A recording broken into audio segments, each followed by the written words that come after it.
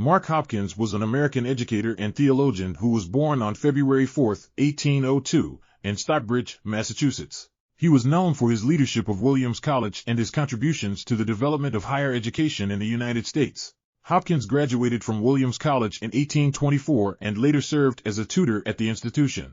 He went on to study theology and was ordained as a Congregationalist minister in 1830.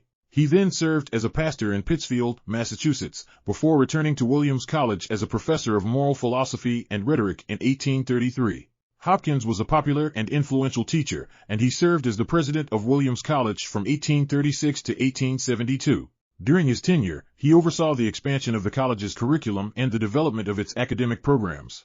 He was also a prominent advocate for the liberal arts and argued that a broad-based education was essential for producing well-rounded citizens and leaders.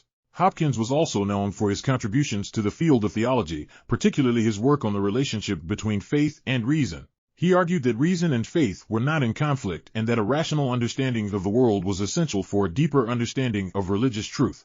Hopkins died on June 17, 1887, at the age of 85, leaving behind a legacy as one of the most influential educators and thinkers of his time.